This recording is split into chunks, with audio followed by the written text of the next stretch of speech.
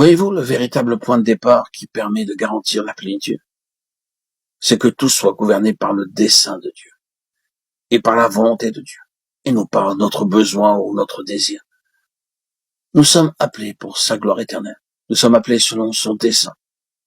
Ah, si nous réduisons seulement l'évangile du salut à la satisfaction de notre besoin, eh bien, nous allons limiter les choses. Ce qui est grand, ce n'est pas d'être seulement sauvé de la chute, mais d'être sauvé pour venir vers ce que nous avions manqué à cause de la chute. C'est une vie qui ne sera pas seulement caractérisée par une certaine manière de vivre, mais par le puissant dessein de Dieu. C'est quand nous voyons cela, et quand cela devient une chose dominante, la volonté de Dieu, le dessein de Dieu, et pas mon besoin, ni certainement pas mon désir, que nous sommes sur la voie de la plénitude de Dieu. Vous découvrirez que vous êtes porteur de cette communion du mystère. Et c'est ainsi que le Seigneur vous saisira. Vous reviendrez constamment vers cela. Frères et sœurs, chers amis bien-aimés, nous devons être gouvernés par le dessein éternel, et non pas par ce que nous pensons être nécessaire, ni par ce que nous voudrions faire, même si c'est pour le Seigneur. Encore moins en nous laissant aspirer et distraire par les convoitises de ce monde, les distractions aussi nombreuses soient-elles aujourd'hui.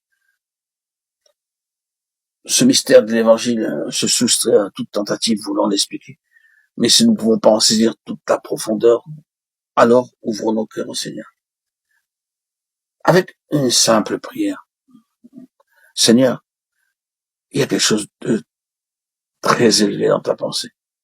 Je vois que c'est quelque chose d'infiniment plus grand que ce pourquoi j'ai cru avoir été sauvé. Je ne le saisis pas. Je ne peux pas l'expliquer ou le comprendre. Mais toi, tu m'as sauvé et appelé en Christ pour quelque chose de très grand. Et je le désire et me livre moi-même à toi pour tout cela. Je crois en ta grâce, quoi qu'il en soit. Je crois en ta puissance pour me perfectionner, pour agir et mettre en évidence tout cela.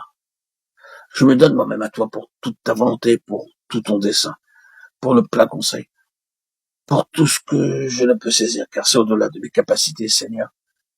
C'est au-delà de mes possibilités naturelles. Et je ne peux pas moi-même arriver à rien. Toi seul, Seigneur, qui est dans mon cœur, peut me saisir, me faire saisir cette vérité, cette connaissance, que c'est ton dessein qui doit dominer ma vie, et non pas moi. Seigneur, Dieu Tout-Puissant, ouvre en moi, selon ton plaisir, mon cœur, pour que je puisse accomplir et réaliser ton dessein. Je renonce à moi-même pour laisser ta volonté s'accomplir en moi,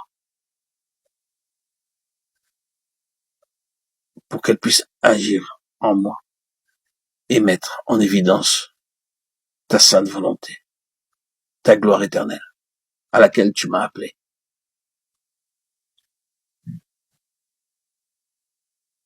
Mes besoins, mes désirs sont des obstacles à ta volonté, Seigneur. Le vieil homme, ma volonté propre, mon être charnel est un obstacle